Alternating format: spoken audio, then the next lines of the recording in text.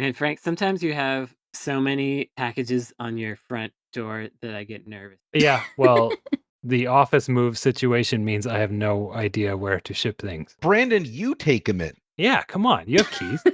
Just open the door and be like, "Hey, Amanda." The last time I saw like 6 packages on your door. It was like yesterday or the day before. You 2 were having dinner. I could see you through the window having dinner. Oh, and we watched him put those packages down, and we said thank you. And I was looking at all those packages, and I was like, "Oh God, he's gonna steal those.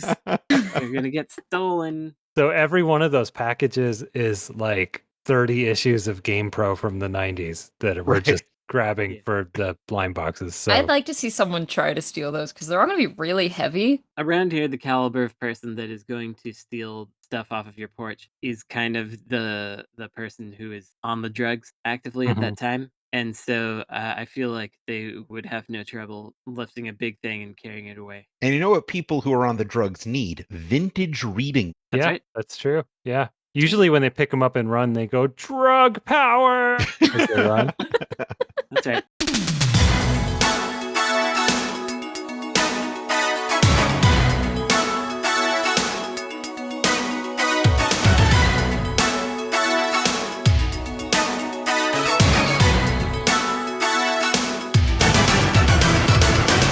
I know, without a doubt, that Insert Credit is light! This is episode 205 of Insert Credit, a relentless conveyor belt of video game topics our panel must address in no more than 6 minutes, or face the penalty of a horrible buzzer. I'm Alex Jaffe, and if I were being introduced as a new Super Smash Bros. Character, the text under my character model would say, Alex Jaffe makes the list. Okay. I don't think I've ever watched a Smash Bros. Reveal, so... They usually have a cute little, this character has debuted on the thing, but it's like a pun on a thing that they do or aren't before. So my name is Frank Cifaldi, and if I were on one of them Smash Brothers videos and I got introduced and they had to put like a line under my name, it would be like, "And here's Frank Cifaldi." Pretty cool, right? Yeah, because you want to hype the kids up. Yeah. Right? Yeah. Like you want them to be like, "Yeah, that is cool. That is pretty cool." You're priming them. Exactly. And you know, in that reaction video when they're like crying, I want them to cry and go, "That is cool." Okay, I'm Brandon Sheffield, and if I were a Smash character being revealed, it would say something like, "He doesn't want to be here." Because I don't like Sheffield wasn't supposed to be here today. How did he get in the building? Because I don't like Smash so much. Is what I'm Not saying. so much. I'm kind of mad because that was pretty close to what I was going to say, but I'm going to say it anyway. Anyways, I'm Kelsey Lewin. I'm back, and if I was a Smash character being revealed, it would be like, Kelsey Lewin doesn't want to fight. Pretty good. good. Fight. No attacks, just run away. Yeah. Your strategy is to wait out the timer. Yeah, my moveset is all just like avoiding stuff. I can like jump really far, really high, get to the corners where they can't hit me. Right. You're the opposite of Chunky Kong in that way. That was a reference to the DK rap. Anyway, I haven't done one of these in a while, but the topic came up on the Insert Credit forums. So previously on Insert Credit, episode 64, October 9th, 2013, Naked Chess. Does the intended commercial reach of a game have any meaningful impact on it as a creative product? Can you read that again? Yeah, well, my brain Does just the intended commercial reach of a game have any meaningful impact on it as a creative product? So, like, intended audience? Yes, people target intended audience? No, I think it's like you got to put out a new Halo, and that means you gotta sell it to at least 20 million people, or else you've failed. Is it just like if it's AAA, is it not? Do people design games to try to make them sell copies? I think the answer is probably Yeah, the answer is yes. But They do does that. that change its creative value? Creative value? Was that the question? The question is it had a meaningful impact on it as a creative product. So I would think, does reaching for popularity affect the quality of a video game? I mean, I think it does. Why is this hard to parse? It probably affects the vision. It sounds like it's asking about like if it affects the like creative integrity or vision. Am I Am I interpreting You're in the that? right ballpark, I believe. Well, Okay. I think that, like, to go back to Halo or something, they're making a new Halo, or we could even say you're adding something to Fortnite, Mhm. and Among Us is popular, and then you decide you want to just rip off Among Us directly. Then you will do it because you want it to be popular, and you're trying to capture the entirety of that audience. So, I mean, there's that, but there's also like you might want to try something really super interesting or different or weird, and then some higher up might shoot that down because it's too out there and you need to capture a large swath of the hardcore gamer market. So, Nathan Drake can't have like a kitten feeding simulator inside of the next Uncharted, not for what the core audience wants. I'd play I that. also think that sometimes like things can be really interesting ideas, but objectively not fun. I think of Shenmue or something, right? Mhm. There's interesting ideas in there that are very much not fun, but kind of interesting. Like raising the kitten. Yeah. Yeah. You can't have too many of those in a game or it doesn't sell, I guess, is where I'm leaning on this. I don't know. This just feels like you can apply this to any creative product. It's like, yes, decisions are made that maybe affect creativity because they are thinking of how they need to sell this thing. That is any movie that's in like a regular theater. Right. That's any game that's in a box. I mean, I don't know. I'm trying not to like dismiss this question, but it's like, yeah, duh, next. Right. Yeah, I'm surprised that it came up again on the forums because I don't find it particularly engaging as a thought experiment. But to take it in kind of another direction, Far Cry 6 has a cockfighting mini game in it where you can make these chickens like bloodily, terrifyingly fight each other. No, I don't like that. No, it's bad. And a friend of mine on Twitter was saying, that this is something where like some higher up thought they had a great, cool idea, and then they made all these other people do it because what are they going to do? Not do it and lose their job? But he was saying like, I can't imagine anybody working on this wanted. So it's sort of almost the opposite thing because I mean it's already being viewed resoundingly negatively by everybody that is talking about it. And the discourse on that is going to stay probably firmly in the negative. But famous actor Giancarlo Esposito was in it. Yeah, I guess is he playing one of the chickens? Yeah, there was an ad going around that like literally had the text "famous actor Giancarlo Esposito plays the villain in Far Cry 6." This is a total sidebar, but we had Vince on the show Yeah. relatively recently, and I think it's okay if I say this generically. He's doing a song for an anime. Mhm. Is how I think I can say it. And one of the emails that he received from the people making the anime was, "We're so pleased to work with the world famous Vincent." I mean, if they say it, it's true. If they say it's true, I was telling him he should get that on a T-shirt. Yeah, on the website, world famous Vincent. At least should go in Twitter bio, right? Yeah, Absolutely. absolutely, world famous Vincent. I got us way off the topic here. Thank God. That's all I can say. A massive Twitch leak recently exposed how much money every streamer was making as a partner from Twitch. How would the game industry change if everyone's salaries were completely transparent? First of all, if you got a massive Twitch leak, you should see the. That's true. If everyone's salaries were visible to everyone, I think it would be positive. On Game Developer Magazine, for like 15 something years, we did a game developer salary survey, and it was imperfect and kind of self-selected. So it's not like we got real data. It was data that was submitted by people. Like, here's what I make. So it was on them to be honest and all that kind of stuff. But even with all of its flaws, it was the only thing that we had to go on for like how much should I make as a junior designer, as an intermediate designer, as a lead, as a contract artist, whatever. There is no industry standard for that. And just having that stuff written down was like, we'd get emails from people saying, I got a raise because you did this article. Like, I went to my boss and was like, this is the average of what people are making, and I'm making 5,000 below that. And then their boss would, well, okay, I guess we'll match it at least, or something like that. So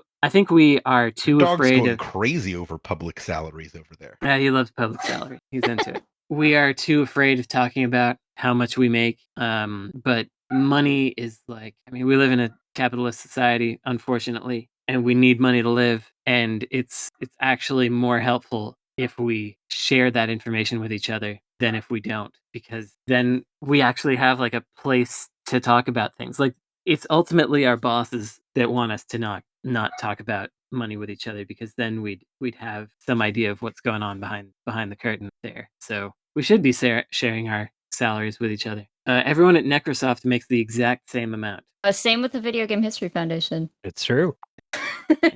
And also, our salaries are public record, so that's it's part of being a nonprofit. Well, they will be next year, folks. We haven't quite filed in a year where we made money, but that's true. Yeah, but there hasn't been a year we've had to file where we've made any money, but it's coming. It's coming up. Yeah, coming right up. Look for the news reports. You keep filling those magazine subscriptions.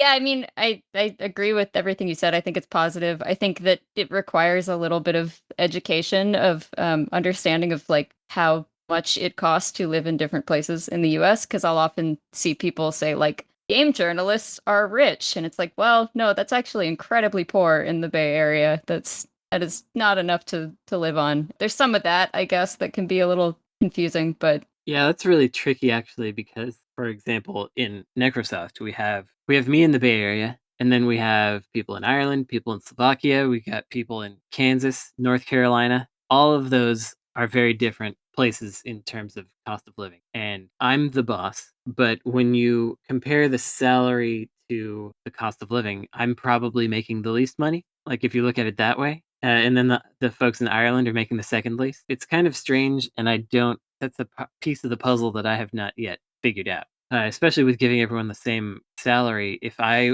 want a raise myself, then everyone else gets a raise as well, which means that the cost for us to develop a game dramatically, because now everybody's salary is going up. It's not a perfect solution, but it's better than what we got in most.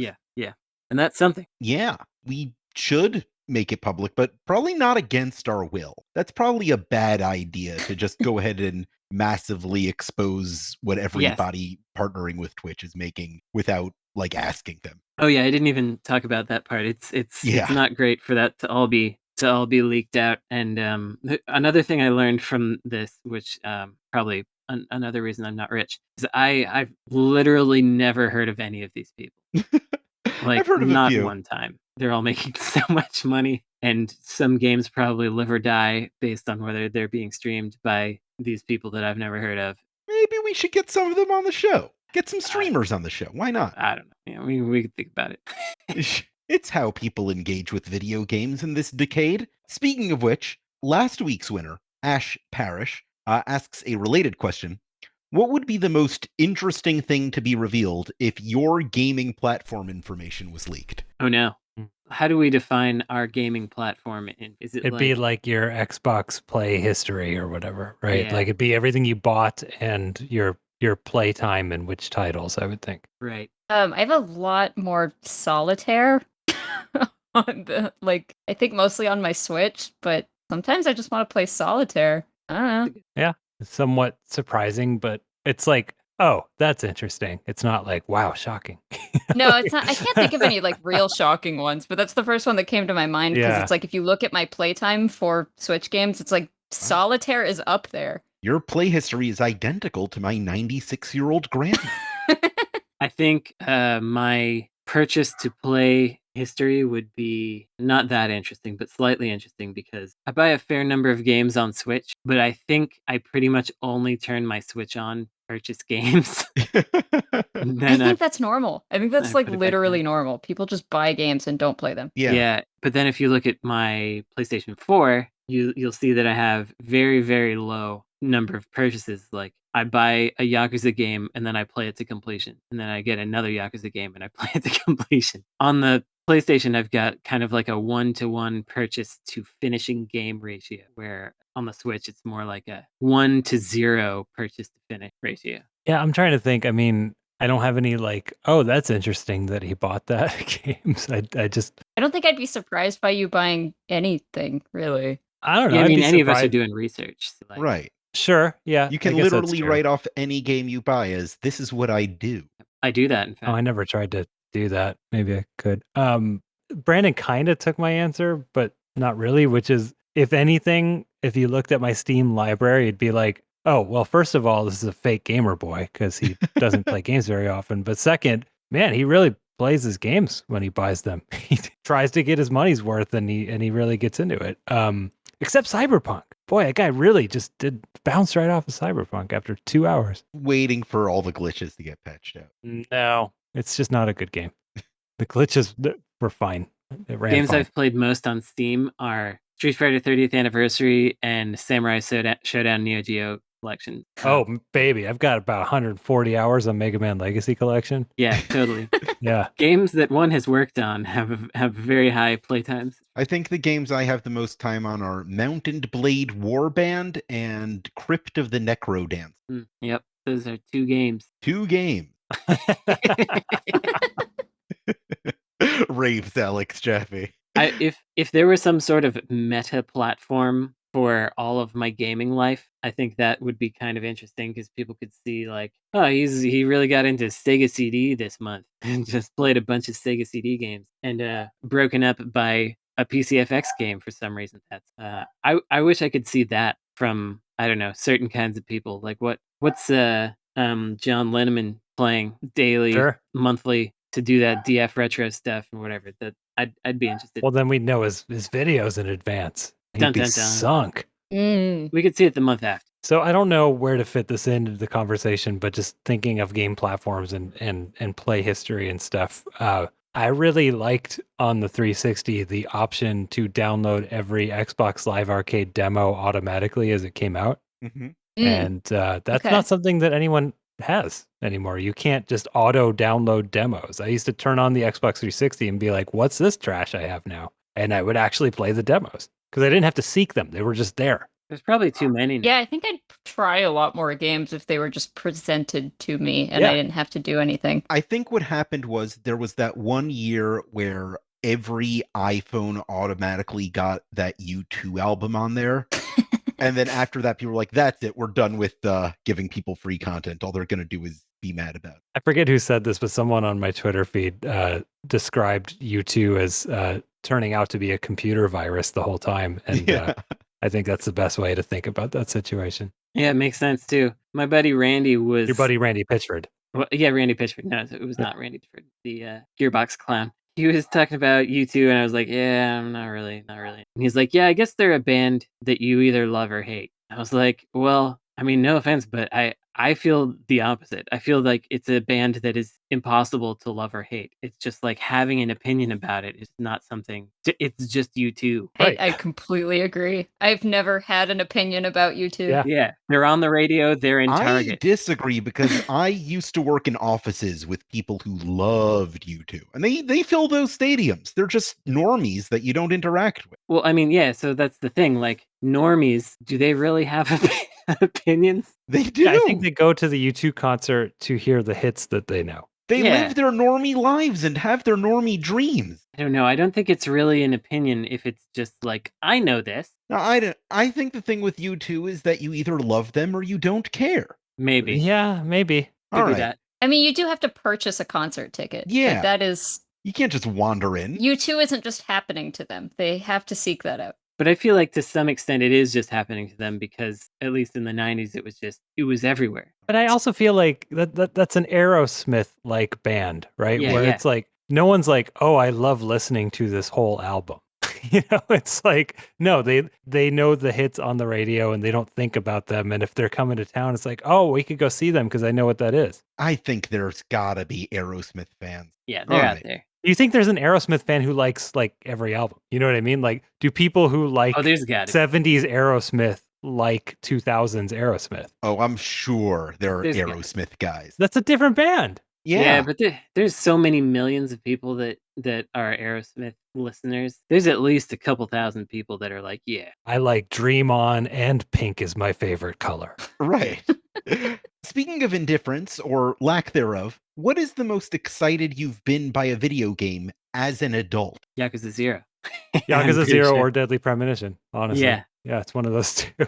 I mean, what excited you about it? Not like, this is pretty good, but like, whoa, I can't believe this. Well, for Yakuza, it was definitely like, to me, it felt like someone figured out multiple balances. One is between interesting, compelling main story and side quests that I can enjoy that don't make me feel like I don't care about the main story. Even though they're so separate, they still supplement my understanding of the character and my enjoyment of the world. Like in Fallout 3, when you come out of the vault, like, I gotta go find my dad. And then you just never deal with finding your dad ever again, pretty much. Like, that story's gone, and now I'm just hunting around. Yakuza 0 did that, and it also had a good balance between number of things you can do and places you can go in a world, with also like understanding a place and like having it feel like a vibrant place without being able to literally do anything. They didn't even pretend that you could go anywhere, do anything, but there were so many things that you could do that it felt like this lively place without having to pretend that it would like go in every door, open every cupboard. Does this question mean that you had to have been excited about it like when it was announced or like when you started playing it? I was intentionally leaving that question open for either interpretation. Okay, because I don't feel like I get insanely excited about new releases anymore, but then sometimes a game will really, really surprise me and delight me. And actually, I haven't played Yakuza 0 yet, but 7 was one of those for me. Or because I just never played the series at all, and I was like, "Whoa, this is great! How come everybody told me about this and I didn't listen to them?" Well, guess here's a nice surprise for you. That's the worst one. You got a lot of good ones to look The forward to. worst one. Yeah, you got a lot of even better I ones. really doubt that. Yeah, that can't be true.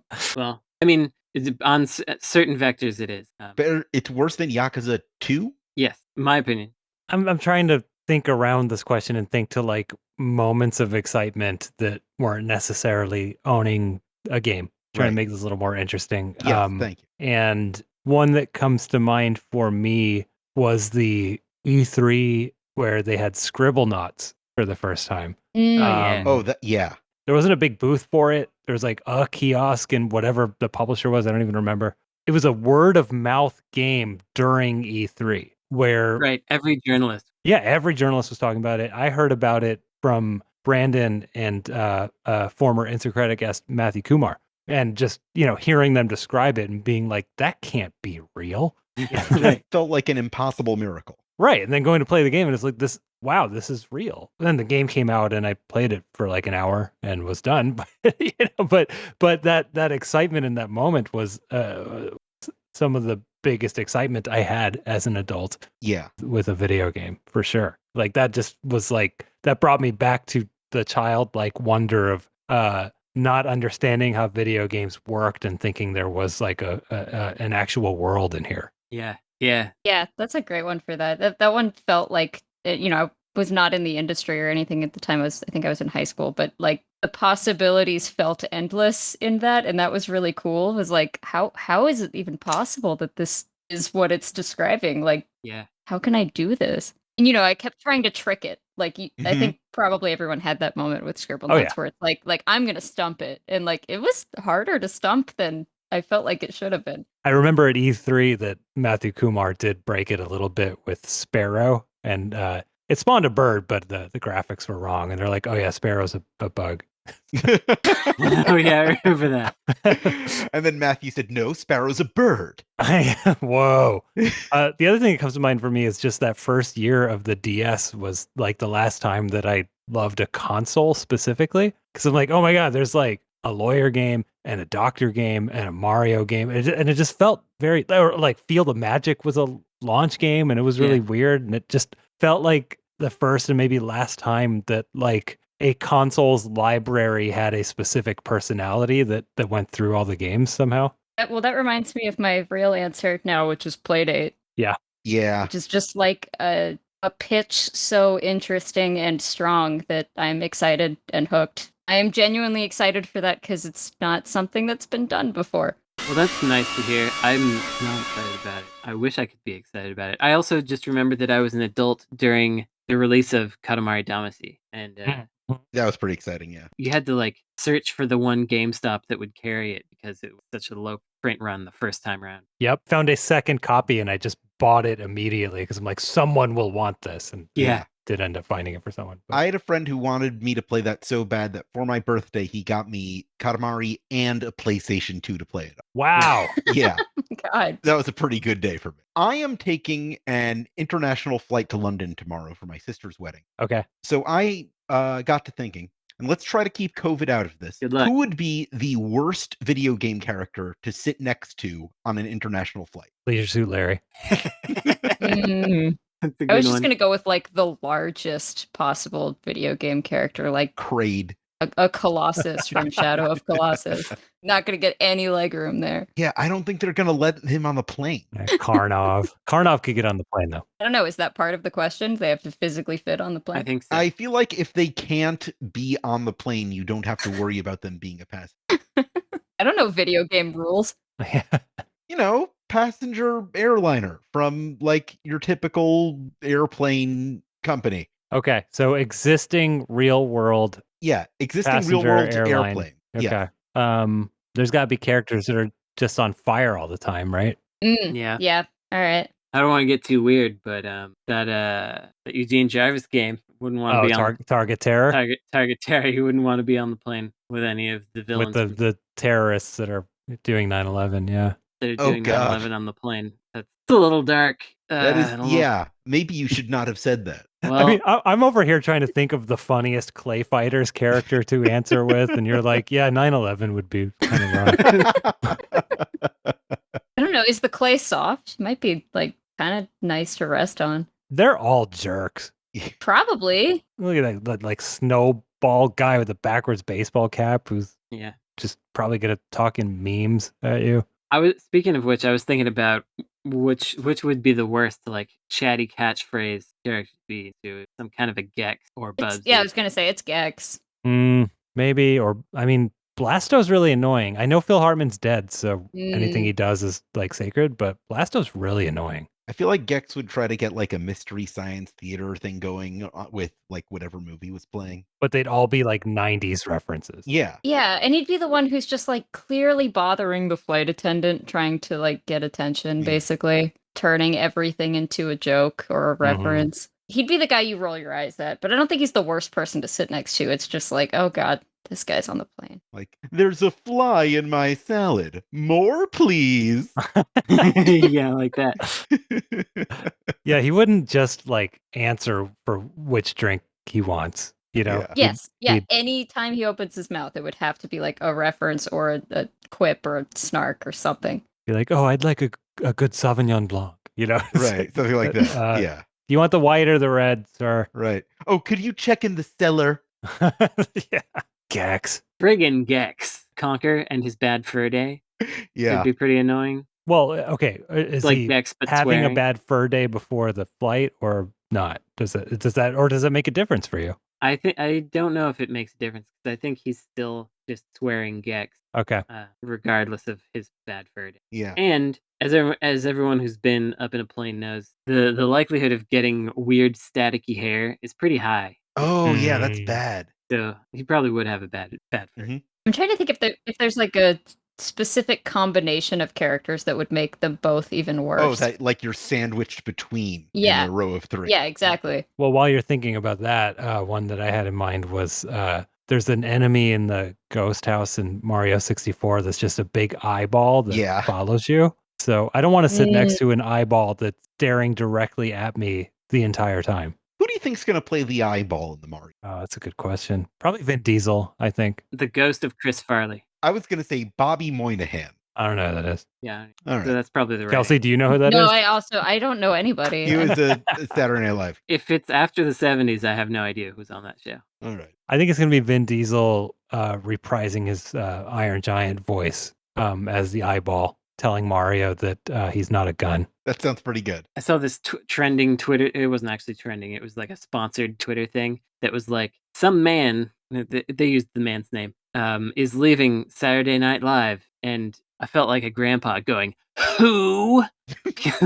Like I don't freaking know who any of these people are. I don't care if they're leaving Saturday Night Live, a show or what. Yeah. You know You don't know any Twitch streamers either. You just like talking about how you're old right now, I guess. Yeah, Brandon, this is not a good look. That's fine. I mean, okay, I think that Saturday Night Live is for old people first. There Like, you go. I don't think it's like a whole bunch of cool teens are watching Saturday Night Live on the television. I mean, they're trying. They're recruiting a bunch of like TikTok people for the new season. Sounds like a winner. Is that right? Yeah. That's really smart. Like that actually. guy that does the Scooby-Doo Trump impression, he's on there now. Oh, Those are words. Okay. Yeah, whatever. I know who that is. Oh, that guy's funny. That's I know who good. that is. Yeah. He's a funny guy. It's because his TikToks get on Twitter on my old man platform. So, Yep. Yeah. We'll be right back after a quick break. My parents really like Elon Musk, which usually wouldn't bother me, but the way they describe him is exactly like the phrase that they used to describe me when I was no. a kid. Oh no. So like they like the same things about Elon Musk that they like about me, and that kind of makes me feel creepy. They see a little bit of you in Elon Yeah. Musk. That's so sweet. They're like, he really thinks outside the box, and like that's the thing they used to say about me, and it makes me feel strange. Hopefully it's a different box. yeah, yours runs off of traditional fossil. Yeah, exactly. Thank you. I feel so much better now, Frank.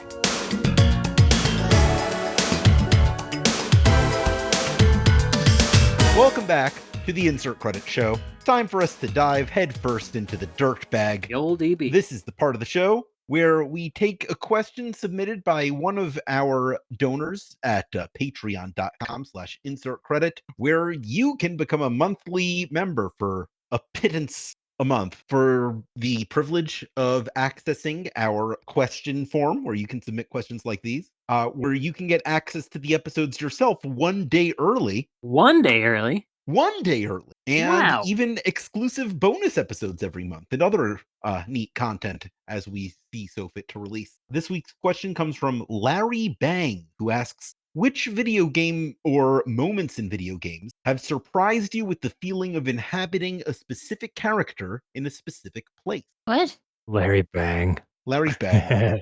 These are such complicated questions Yeah. this week. What? I wasn't even listening. I was just thinking about Larry Bang. Larry Bang's a good name. So you inhabit a specific character in a specific place and it surprises you? Yeah, Yeah. That's the question? Okay. that it like gives you that feeling. He provided examples. This Great. Larry Good. Bang. Good. Okay, thank you. Yeah. Like going through Kamurocho as Kiryu, or being Samus inside of her suit in Metroid Prime, or grooming your horse in Red Dead Redemption, where you're like feeling yourself in the place of this character. I think the Ah. problem is I've never, ever felt like I was in the video game. And I've played VR games and stuff, but even Oh, come on. That's not the question. It's you role play when you play a game. You get into the character a little bit. I don't think that that's true. I mean, I like, think that's impossible to not be true. really? Yes. I don't Otherwise, it's just like you just like floating boxes on your screen and like Twitch reacts to I'm things. Like, controlling another character. I'm not Kiryu. you enjoy games based on their characters and premise. Yes, Like, but I'm not them. if Valis wasn't a woman, you wouldn't play it. So you clearly have some level of enjoying the role playing aspect of games. I don't think that's role playing. That's like, I'm rewatching True Detective right now. I enjoy it, but I'm not any of those characters. I'm enjoying watching those characters do stuff. Yeah, but that's a passive relationship, whereas in a video game, you are controlling this character. Your actions are reflected in the actions of that character. Sure, I mean, I'm choosing when they swing a sword and like what answers they give to stuff, but I've never felt like I'm embodying them or that they are reflecting me particularly. I got 3 choices of dialogue, you know? I'm surprised that this is a controversial statement. Yeah, you're a real weirdo right now, Brandon. Like, people who play games inhabit the roles of the characters they play as. Otherwise, No. they might as well just be Pong Paddle. I don't think that that's true. I don't know, maybe we're talking about this in a different way. I don't think you need to associate with a character in order to play as. You're missing a big part of the intended relationship. I mean, what's a character creator for in a video game, if not to create an analog or a homunculus of yourself? Just to make something that looks interesting and weird. That's what I always do. I just make the weirdest looking thing that I can make. I just kind of hit randomizer or pick one Yeah, of or the random. default ones. I don't know. Really? Yeah. Oh, Yeah. yeah. Oh, I Yeah. spent too much time. Yeah, I know. What about like those old sports games where you're literally supposed to take a picture of yourself and map it onto that player? Is that player not supposed to indicate you? Of course, that player is supposed to indicate you. But Am I supposed to pretend that I can play basketball? Yes, that's the point. I'm gonna just attempt to actually answer the question since this has Huh? just become argue with Brandon on Thanks. how he doesn't do video games correctly. I think anytime you enter an area that is incredibly, I don't know, I'm just gonna give an example like Xenoblade Chronicles, where it's like you enter an area and you're like, oh my god, this is a huge area and there's a lot going on, and your character's kind of also like, oh, holy shit, this is a huge area and I've never seen anything like it. You're kind of sharing that moment at the same time, where it's interesting to both you and the character. I see where you're going a little bit, Brandon. It's like I'm not feeling the character exactly. I'm more like empathizing with them and their story rather than like believing I am the character. It's a complicated concept. I can see it from that angle. Like your what you think winds up aligning with what the character thinks at that time. And I had one moment that I believe I've mentioned on the show in the past, which was in one of those horror games that they made back in the 360 era, and I can't remember which one it was. It wasn't Condemned. It was one of those other Fear? ones. I think it was Fear or Fear 2. Yeah. And there was a bit where you could go into this place and there was all this like fine china and vases and other stuff under glass in this house that you had to go through, and it turned out you could smash it, and I just smashed a whole bunch of it because you could smash it and physics were a fun thing at that time. And then I got to the next like checkpoint, and whoever was talking to my character in his ear was like, what took you so long? What are you doing over there?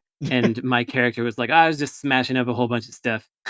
And I was like, oh, that is what I was doing. That's pretty good. Yeah. I think the classic example of that is Deus Ex, the original Deus Ex. In the, I guess, second level, you're in like the office building of the agency you work for or whatever. I don't really remember the lore. And you can walk into the women's restroom and a woman screams that you're in the restroom. But then later on, when you go talk to your boss, they chew you out for going into the women's restroom. And in 1997 or whatever it was, I think that was a pretty big deal. Yeah. Yeah, that's you pretty actually good. feel like you're in a place that has consequences and has things happen without you. All right. But if you played that game as a woman, that probably felt a little weirdly distant. Well, except that you're Denton, you're JC Denton. Frank, You're I not thought we were identifying as the character. That's what I'm saying. Exactly. If you identify as a character, then Yeah, but I thought know the character not is supposed to be us also. I'm calling time on this one. All right. I don't know how familiar all of you are with podcasts as a medium and the trends therein, but I have observed that all of the most successful podcasts tend to be true crime shows. So to capitalize on that, what are the most exciting crimes in video gaming? Dietrich. I don't know, but exciting. It's like if you want to have a crime that compels people, you almost want to go like hyper specific and weird. Yeah. And something that comes to mind for me, because it got brought back up in the Video Game History Foundation's Discord, is that in 1990, an entire shipload of DuckTales for the NES was stolen from the Oakland docks and never recovered. Wow. Where are the thousands of copies of DuckTales for the NES? In episode 39, we'll be interviewing the dockmaster who didn't work there at the time but works there now. That's pretty cool. Are you actually going to? No. You This is should. episode 39 of our true crime podcast about, Well, it's, I guess maybe what I have in mind is the podcast that is Whatever Happened to the Pizza at McDonald's. Yeah. Which is like hundreds of episodes strong about nothing. So I think that's where I was maybe tapping into for episode 39 of Whatever Happened to the Boat Full of DuckTales cartridges. Yeah. So it's just this one crime that we're tracking. Right. That podcast would be called There's a Stranger Out to Find You. That's right. Danger. I mean, we've talked about this too many times on the show, so I'll very briefly just mention Dietrich, the phantom driver of the luxury car that the CEO of Gizmondo crashed, and he blamed it on a German man who fled the The scene. mysterious Dietrich. I love that the news reports, like had that name. Like Right. the CEO guy was like, It wasn't me. It was Dietrich. and that made it to the report. So Yeah, we and they're all like, "Who is knew. that?" He's like, "Oh, he's my friend. I don't know his last name. He's gone now. I can't tell you where to find him." You'll never find him. Don't even try. Oh god, at my desk, at Game Developer Magazine, I had a Family Circus comic Photoshop. I forget if I photoshopped it or you did, Frank. I don't remember who did it either. Yeah, it was like Jeffy or whatever. I think his name's Jeffy, one of those characters. There's a Jeffy in there. Yeah, The one of boy. those kids had like knocked over something, and I think there was like a weird hovering ghost there or whatever. Yeah, that was not me. And yeah, we'd say not me, and we did It was Dietrich. Yeah, it's Dietrich did it. Yeah. I want to know who stole Frank's stuff from the Acclaim auction. Oh, that's an interesting one. Yeah. Yeah. I like that. I mean, I'm pretty sure I know who it is, but I'm not going to make accusations on air or anything, but I'm We pretty don't sure. have to out them on this show, but on the true Well- crime show. Yeah, in 2004, I went to the Acclaim bankruptcy auction. I bought 2 lots of things. They were selling furniture and desks and stuff like that, but I bought 2 lots. One of them was giant stacks of NR discs, which are like the GameCube burnable development discs. And the other lot was a vacuum cleaner and a large moving box full of EEPROM cartridges with unknown games on them. And they were stolen after I purchased them. Did the thief also steal the vacuum cleaner? I don't know. Like, were they just like, here's your vacuum cleaner, Frank? I hope that they had to also take the vacuum cleaner. Okay. And I don't think they posed as me. It was someone who bought a lot of things otherwise and just took mine also. So yeah, whatever happened to my review build of Mary Kate and Ashley Mall Madness? Where did it go? Didn't you say there was also just like a shipping box full of the Grey Cart Rage Wars in there? Yeah, I didn't buy that. That was a separate lot. I know. No, it was more than that. So yeah, Turok Rage War. Well, I don't know. You know better than me, maybe. I think that they had a replacement cartridge for Rage Wars because there was a crucial bug in the shipped version, right? Yes, you had to mail in to be like, hey, I bought a regular copy, and then they would just replace it for you. But so the only way to get that cartridge was to get Acclaim to mail it to you. So it's now one of the rarest N64 games. No, there was an entire room full of gray Turok Rage Wars, like an actual room with many boxes of that. And I didn't know it was special. I was just like, haha, they didn't sell enough of that game.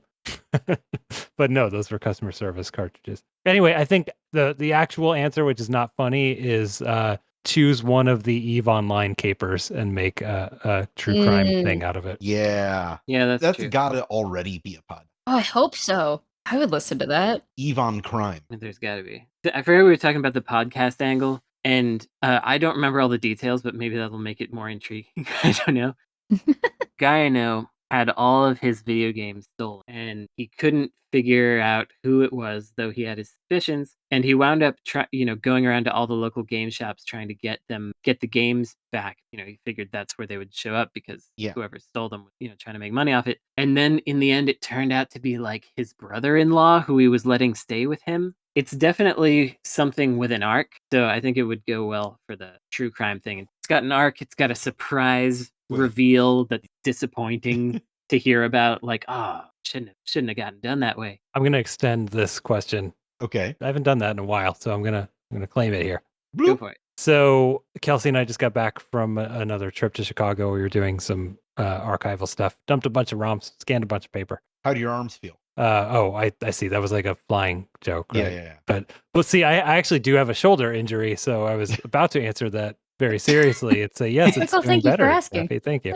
Yeah. The physical therapy is actually working pretty well. Thanks. I'm glad to hear it. Something that comes up often when I'm in Chicago, among the 3 times I've been there in recent years. Inevitably, I hang out with someone who worked at Electronic Gaming Monthly, at least one person. We try to figure out what happened to EGM's stuff, because EGM sold the magazine, like Sendai, Steve Harris sold EGM to Ziff Davis in 96. There was an office full of EEPROM carts, full of like art files, full of Ed Semrad's photographs from trade shows. What happened to that stuff? And whenever I have more than one EGM editor with me together, like it becomes like cross-referencing notes trying to figure out what happened to this stuff, and we haven't found it yet. So is there someone somewhere who just cleaned out EGM? Is it all in the trash? We don't actually know. And I think that would be That's pretty fascinating. a really good long investigation for like a podcast format. And we can interrogate every EGM editor Every one of separately. them. Yeah. All of them. But actually, we do want to get like a bunch of them in a room and just be like, okay, start talking about this. Yeah.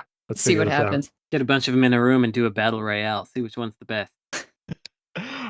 Speaking of crimes, there is now a television series in development based on the Gamergate hate campaign. Oh, That is a God. crime. Is there any conceivable way this is a good idea? Nope. No. No. Next question. They haven't talked to Zoe Quinn, Yep. and she's not involved. If they do it, I mean, she said this on Twitter recently, but if they do it without talking about her, then it's pretty disingenuous.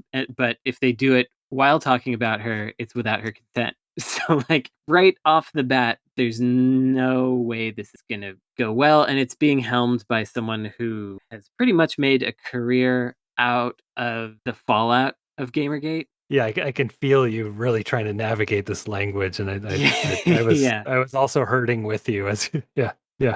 It's hard to talk about because it's very complicated, but in some ways, some of the post Gamergate stuff that has happened with some of these people has been like to confirm what those Gamergate people think about them. You know, I don't know how to describe it. Like, as far as I'm concerned, Zoe Quinn, Lee Alexander, people like that have the authoritative voice on this subject, and you really can't talk about Gamergate without also talking about white supremacy and capitalism and just all the stuff that is embroiled in making this happen. It seems very likely that this show is just going to focus exclusively on misogyny, which is a big part of it, but it's a really complicated thing. And let's be clear, dear listeners, this is a fictionalized show. This is Gamergate fan fiction as a TV show.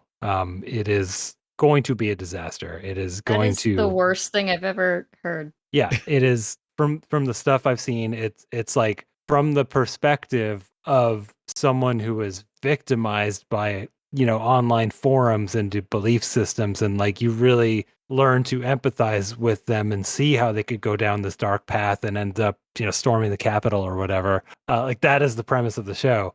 There is no way that this is done tastefully. There's no way that this is done in a way that anyone is going to like. The Gamergate fringe weirdos who are still online are just going to like make fun of this online and boost their garbage, and everyone else is either going to ignore it or also hate it. And so this is not going to contribute anything to bettering society in any way. It's just going to be like TV people slime balls like patting themselves on the back that they did a good thing, and it's just going to end up having a negative effect on everything. And this is absolute trash, and I hope it never enters full production. Yeah, I'm hoping the same thing happens to this as happened to that like charity reality show where people were like competing for formally. Oh, is it gone? Is that gone?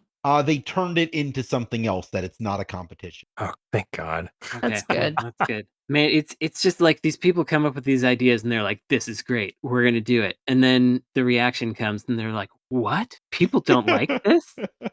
Like, did you think about it for 5 seconds? No, you did not. Yeah, I'm hoping it doesn't happen. Bad news. Yeah. This is probably the worst show you could make about. I don't know. What's a worse show you could make about video games? Big Bang Theory. Yeah, there we go. The most popular TV show of all time. Not about video games. They just occasionally mention a video game to say that we are nerds. It's not a video game show. Frank and Simon Carlos and I used to host a game dev meetup in the East Bay at a place called Ye Old Hut, which no longer is itself. So they at some point started noticing that, on every other Thursday or whenever we did it, a whole bunch of nerds would show up. And there'd be like 15 of us all getting on all the tables. And at some point, they started, when we came in, switching the TV from sports to Big Bang Theory. Oh, no! Yeah. For real? For real. And none of us ever mentioned it to them. Like your grandmother's birthday present. Yes, exactly.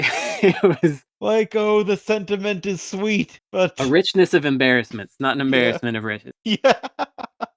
Frank, is that the place that I went to with you and absolutely Simon? not. No. Oh, okay. I don't remember going somewhere with you and Simon, honestly. It was for a game dev meetup thing. No.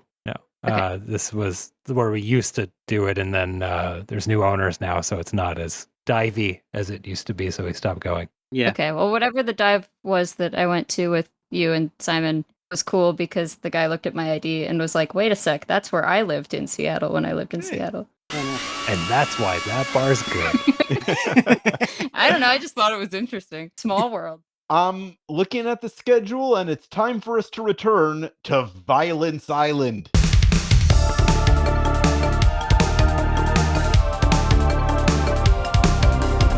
Oh, good. I thought you were going to say... No. We've done zone. too much of that. We're giving that a rest. But this is our monthly-ish segment where we take who would win in a fight scenarios proposed by our listeners at forums.insertcredit.com and pitch them against each other until we have one winner. So the preliminaries kind of make a sort of sense usually, and then it gets weirder as we go on. One of the rules is that we don't accept Shadow the Hedgehog anymore. Yeah, Shadow's shadow banned. Shadow was shadow banned. Here we go. Just to be clear for Kelsey, Shadow always wins. Yeah. Because he's got just too powerful. Yeah. I mean, I kind of figured. Right. I figured that was intuitive. Our first match is the Guitar Hero from Guitar Hero versus the Rock Band from Rock Band.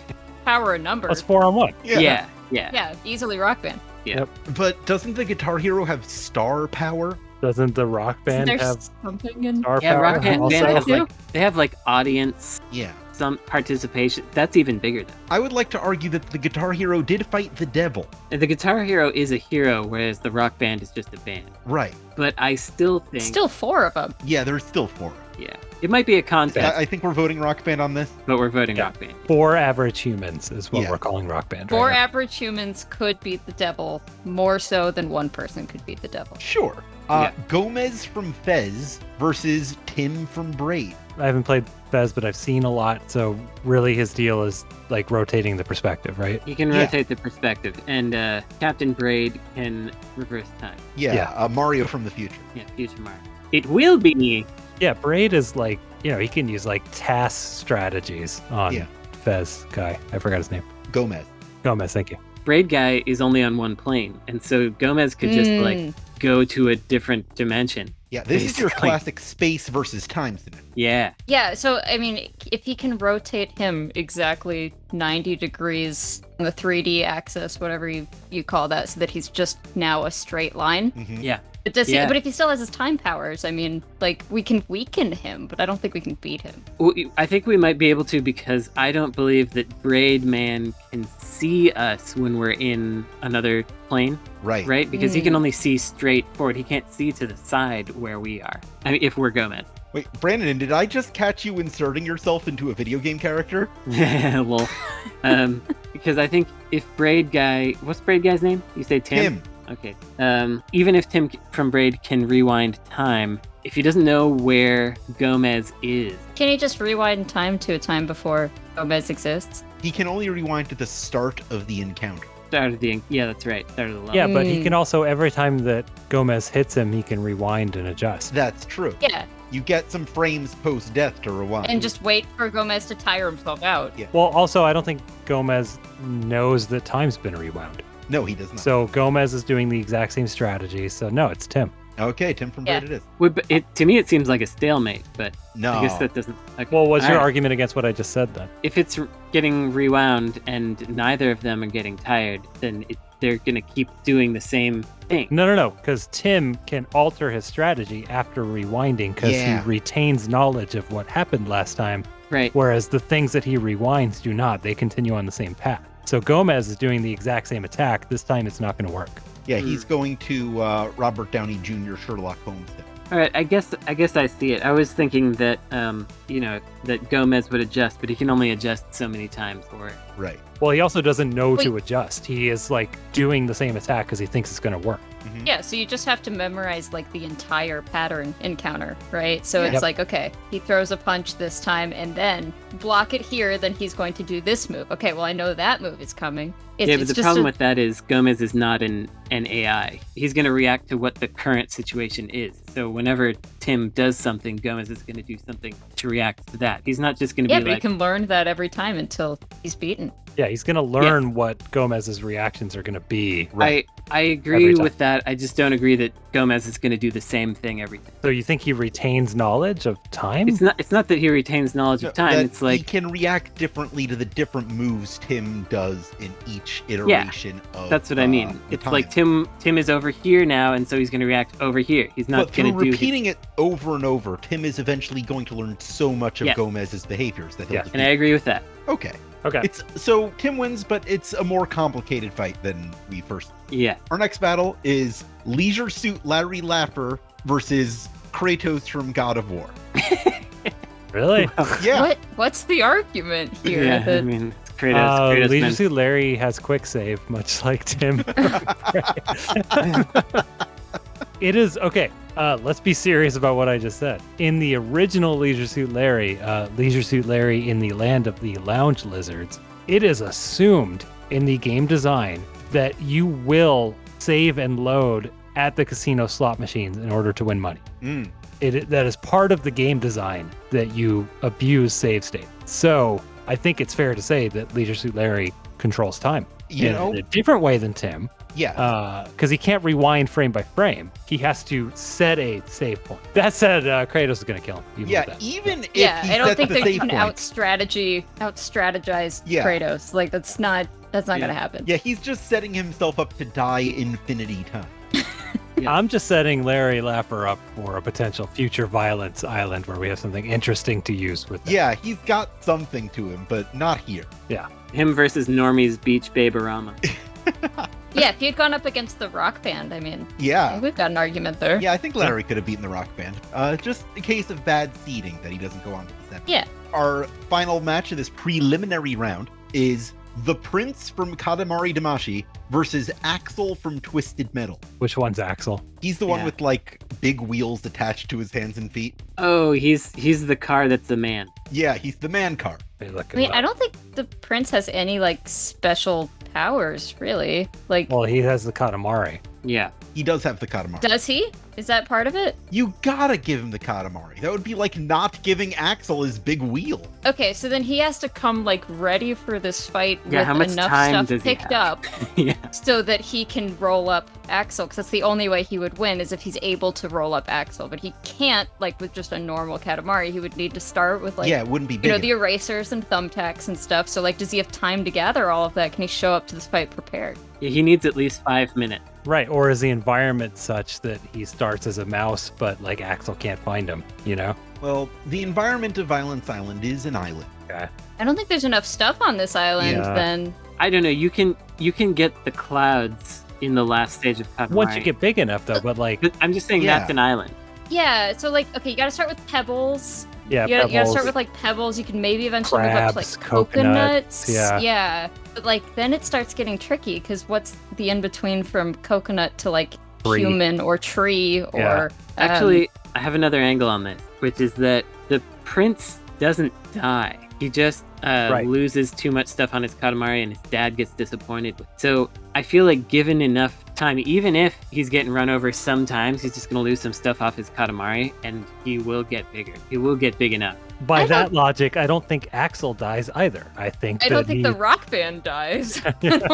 They just lose, you know, the audience just boos them or whatever. I mean, at some point, Axel could just stay parked on top of the prince, and that would just be a victory by default. Yeah. yeah, so I mean, the prince is only able to win if he's got, like, if he's got the right environment for it and time. And I don't think he has he that needs here. both of those things, and I don't think he has those. He also doesn't have missiles, which Yeah, he Axel does has. not have missiles. So- yeah, and every missile's maybe he can gonna roll up take the things missile. off the Katamari, you know, Yeah. like every time Yep. he gets hit. Yeah, okay. So that's probably Axel. Axel's our winner. Time for our semifinals.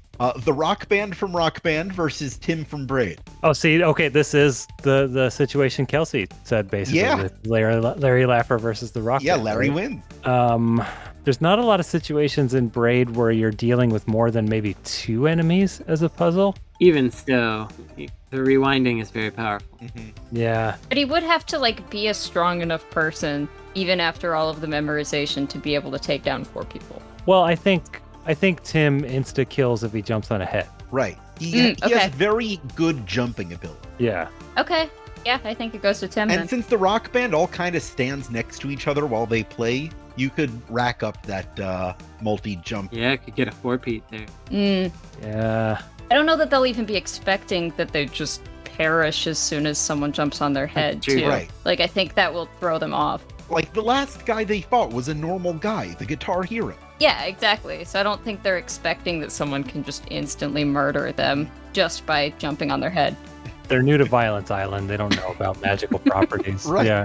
Well, okay, that said, how can Tim lose? I think we need to figure that out. Because he can rewind forever. If he can't If get he to gets stuck. a vantage point where he can get 4 of them before they... Well, he can always rewind. There's no actual, killing Tim. Okay. Well, we saw how Tim could lose in the same way that we saw Larry lose. If he's up against an opponent who, in no conceivable scenario, he could ever beat. Oh, sure. I guess that's true. Because in my mind, it was like Kratos is so aggressive that eventually Larry's going to do a bad save state where he dies every time.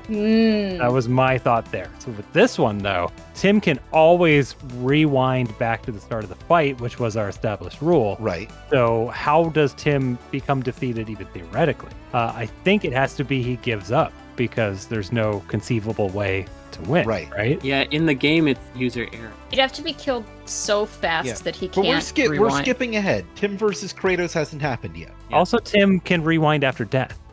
Yeah, he can rewind a few frames after that. That's true. Eventually, he's got to stop playing, and that's really the defeat. So, okay, so your answer is, I don't know, eventually he has to stop, right? Yeah, because if Tim's actions are controlled by you, the player, there is a certain point where you get to an unwinnable scenario and you give up. Okay, so the answer is an unwinnable scenario can be created no matter how many times he rewinds. Right. Okay. Yeah. Our next semifinal match is Kratos versus Axel. Can Kratos beat up a car man? Yeah. Yeah. Yeah. Yeah. He's the I god think of war. Kratos could take on almost anyone from Except Shadow. Twisted Metal. Shadow hasn't been in a Twisted Metal game yet. Oh, you're right. Like that clown? I'd like to see Kratos beat Calypso's ass. That would be fun. Our final match is Captain Braid versus Kratos. Oh, man. So this is where the unwinnable scenario comes. I think I think Kratos still wins. unless we think that he can get on top of Kratos' head. If that's all He it takes. I mean, because, if that's all it takes. Kratos is swinging his, chain blades. Yeah. But I think the chains, by video game logic, you can just kind of, walk through the chains, right? Like, you can phase through them. Are we in agreement on that? I don't think so because, as far as I understand, Kratos' chains, they were designed to hit anything within their sphere. Okay. The design of the chains was so that you wouldn't have to... It's to replace, the pixel-perfect attacks of 2D games. Instead, you had kind of, timing-based attacks that encompass the whole area. So I would say they hit anything within their circumference. Which would include directly above. Yeah. I think what Tim would have to do is he'd have to distract and make Kratos do his chains sideways, not above him. Just make it so that he's not expecting anything above him and jump on top of his head before He's got 2 chains. that can happen. Got 2 chains. Yeah, but once he starts the attack, he has to complete the animation. Yeah, That's true. that's true. I would argue that a jump on the head does not necessarily represent an instant death, but 1 unit of damage. I disagree. No, there is no... Since when? There's no scenario in Braid where a jump on the head is not instant death. Tim is an analog of Mario in the Mario games, and there are enemies in the Mario games that it takes more than 1 jump to kill. Also, I don't know why we're sticking to the constraints of Braid rather than God of War, because Kratos never dies once. Right, that's what I'm saying. So, in his world, he takes damage. So, Yeah. like why does Tim's one-hit kill override? And is there any insta-kill at all in God of War? There probably is. Are there like enemies that so. are so much stronger than you that you could die in one hit conceivably? I think that the bottom of Tim's shoes are an out of bounds, and you die instantly if you're out of bounds. Actual gods do not kill Kratos in one hit. Why are Tim's shoes more powerful? Because they're out of bounds. Because that's Yeah, just I don't agree. the rules of that game. Even falling off of something, Kratos will just get respawned where he fell from. Like, he doesn't get insta-killed. Okay, so if he gets hit, he like stumbles, right? Like he can't immediately stab or whatever. So I still feel like the Tim's still in the game here. Yeah. I mean, the problem is time rewinding. No, if he really can't good. be insta-killed, Tim is not in the game.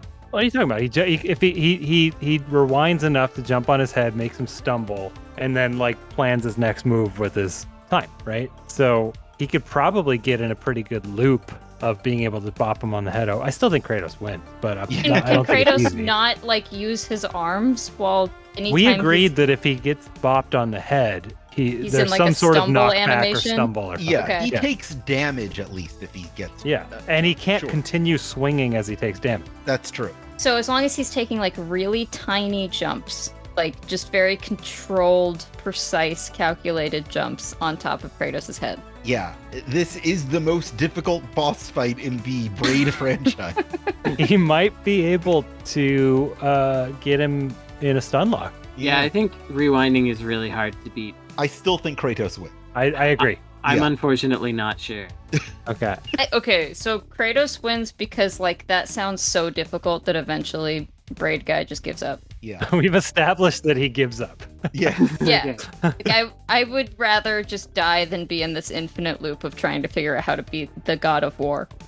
That's what he is. It's in the title. Kratos is our winner. And I think this means that Kratos can't be in any more Violence Island. If you win a game, then you're permanently retired. Okay. That's the new rule. So our new shadow ban list is Shadow the Hedgehog and Kratos. And we'll revisit this in another month. It's time for a lightning round. This is a game that I like to call Who Is This For? In this game, I name a video game series or a specific game, and you have to describe to me the type of person who would consider it their favorite of all time. Right. Are we all clear on the premise? Sounds good, Jeffy. Yes. Okay. I understand. Do we have any questions? No. Good. Okay, then here we go.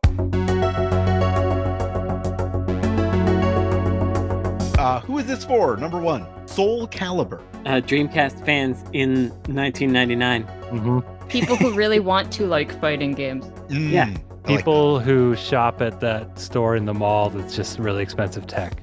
that. Yeah. Resistance, Fall of Man. Oh, you want to play Halo, but you got a PlayStation 3. It's a like $2 game at my store, so I'm just gonna say people on a budget who just bought a PS3. That's Yeah. good. Dragon Pretty good Ball Xenoverse. Weebs. Yeah, weebs. There you go. Big time nerds. Have you seen that guy? There was this TikTok of this lady videoing her dad showing off his little Goku shrine, and he's got like next to the Todos Santos candles and stuff, and it's like on the shrine with his wife's like religious stuff, but he's got his little Goku there. It's really super cute. That's very cute, That's actually. Super cute. It's I very like it. heartwarming. Yeah. Look at that. Amnesia. Let's say like edgy horror teen. I forget.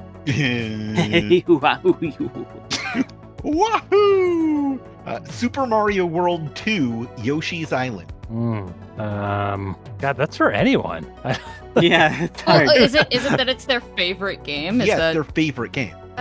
People who like want to have a safe opinion that's not the correct opinion about what's the best Super Mario game. Oh. People who were exactly 12 when that game came out. See, this is the thing I keep wanting. Like, for every one of these, I'm like, someone who was 14 when this came out. Yeah. Yeah. No, you have to tell me something specific about them. Yeah. No, I think that one's good. Our next game is A Hat in Time. I don't remember what that is. People who were 12 when Mario 64 came out. Hat in Time is a kickstarted game about a little magician, and it's inspired by N64 platform games like Yeah. So it's Mario like 64. another ukulele. And there's a bunch of memes. It's the better one that came out way before. Right. Okay. And it's more Mario 64 than Banjo. Yeah, so right, you said people who were 14 when they're like 40-year-olds. Yeah, but also, I mean, 40-year-olds now. a lot of people play that. A lot of the young folks play that at the GDQ and such. So, you know what? Speedrunners. That's a speedrun game. Oh, Yeah, that's okay. good. Yeah. That's good. Alan Wake. The first one now? Yeah. Surely Uh, that person must exist. people on an extreme budget at Pink Gorilla who got a 360. Hey, that one's like $10. Really? Okay, all right.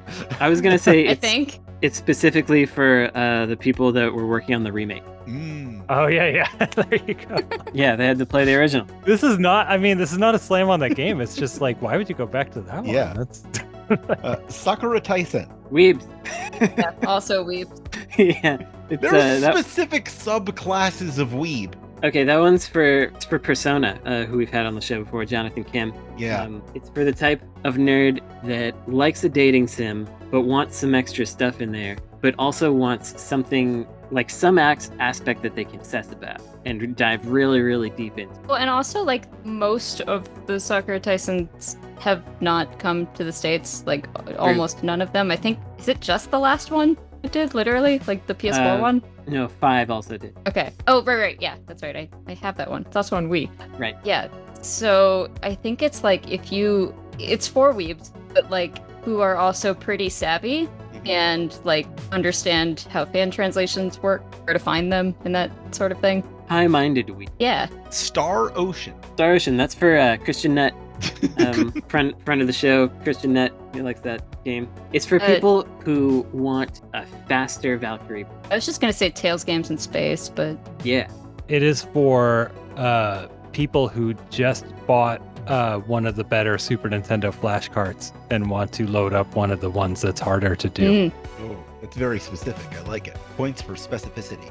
But our final game here is Words with Friends. It's for my mom. She loves it. Yeah, for Brandon's Yeah. mom. Yeah. From Brandon's mom, exactly. 100% it's for my mom. Congratulations, Brandon. You have won this week's episode of Insert Credit. Nice. You get to come up with a question next week, and you get to recommend stuff to our listeners to do before that episode comes out, which is something you would have gotten to do anyway, and that everyone else is going to get to do here as well. But you might as well go first. I might as well. Let's see. I got my little list I have a little list on my phone of recommendations. Here's the first one. I recommend that you get the Canopy service, Canopy with a K, Ooh, good one. on your streaming device. I just finally actually got to it because apparently it didn't work on PlayStation 4 for a long time. Probably still doesn't. But I realized I have a Roku, and so Canopy is the streaming service of the American Public Library. So if you have a library card, you can get a Canopy account and you can watch 10 movies or episodes of TV series per month for free. You're essentially like checking it out for 3 days, 3 days to finish watching. And they have a lot of stuff that other services don't have. They also have a lot of Criterion stuff. Surprising for the library to me, but although I guess this is kind of what libraries are like. They've got a really good mix of like high concept, fancy, good films and just total trash garbage, which I like to watch. So there's like a lot of good horror movies on there, as well as Seven Samurai or whatever. Get Canopy, support your dang library. Get a library card, rules. So that's one. Oh, I was going to say, adding to that, Hoopla is the similar app for reading stuff on your reading stuff device. Also, Libby, depending on which library you're involved. That's true. Nice. I'm also going to recommend the one Jun Chikuma album that is out called Les Archives. She is the composer of Bomberman, Legendary Axe, bunch of cool stuff. And she was like experimenting with weirdo techno stuff. And this album originally came out in 1985 and got re-released ago and is still in print. For whatever reason, it's not one of those things that immediately sold out. It's really good and interesting, and you can totally hear like somehow Bomberman's music. It feels to me like one of those things that just always existed. It feels like music that existed before time somehow. Like it's hard to imagine a world without that kind of catchy, earwormy Bomberman stuff going on. But when you listen to this album of her original compositions, you can tell, how she got onto this path of creating this earworm kind of music. And now she's like a master. I think I mentioned this in an episode with Vince. She's a master of the Afghan flute that I'm forgetting the name of. Oh, the ney. Pretty cool, interesting lady. So I recommend that album. Give it a look. Okay, I'm done. Yay. I'll go. I am playing and having a nice time with a game called Fist. Has a really weird subtitle. Hang on. Or Twist. Forged in Shadow Torch. Forged in Shadow Torch. Forged in Shadow Torch. Fist, Forged in Shadow Torch. It is a, there's no better word. It's a Metroidvania made in China that's starring furry critters, but it's an Unreal Engine 2D Metroidvania that feels real good to play. And I enjoy keeping the Chinese voice acting on with the English subtitles. I don't often, perhaps I've never actually played a game with Chinese voice acting. So that's been fun for me. Maybe 2.5 hours in, something like that. It's just a really solid game in that genre. And if you like that genre. And if you're one of them, this is out for you right now. And it's brand new and it's cool. Oh, nice. It's also on consoles as well as PS4, I believe. Yeah. PS4 and 5, it looks like. That's it for me. Okay, cool. I forgot about this segment of the show, so I wasn't prepared, but that's okay. I thought of something. There is a really nice episode of the podcast, The Life and Times of Video Games, about Moby games, which is a fantastic resource that I think a lot of people use, and don't see a lot of research and history and interviews into things that are still feel fairly modern to me like that. So that was a very nice episode that I think people should check out. I actually do have some recommendations this week. I watched every episode of Squid Game in one day, so I have to recommend Squid Game. It's basically like what if Battle Royale or The Hunger Games was about adults with crushing debt. If you have seen that, I would recommend the anime Kaiji Ultimate Survivor, which aired for 2 seasons from 2007 to 2008, which has a similar premise. And you could just go look that up and watch more of it right now, and it's fantastic. The entire second season is about trying to beat an impossible pachinko machine. I would also like to recommend that if you're listening to this show on any platform where you can subscribe to a review podcast, that you do that for us. You could also go to patreon.com/insertcredit, where you could become a patron to submit your own topics, get our regular episodes one day early. Oh, one day early. My mistake. One day early. And even access monthly bonus episodes and other exclusive content. You can join us on forums.insertcredit.com and follow us on Twitter for our own personal updates and projects. The show is at Insert Credit. I'm at Alex Jaffe. Brandon is at Necrosofty. Frank is at Frank Cifaldi. And Kelsey is at Kels Lewin. The show is edited by Esper Quinn with music by Kurt Feldman. Once more, I'm Alex Jaffe. Thanks. I'm Brandon Sheffield. I'm Kelsey Lewin. And you have now completed the episode. Congratulations.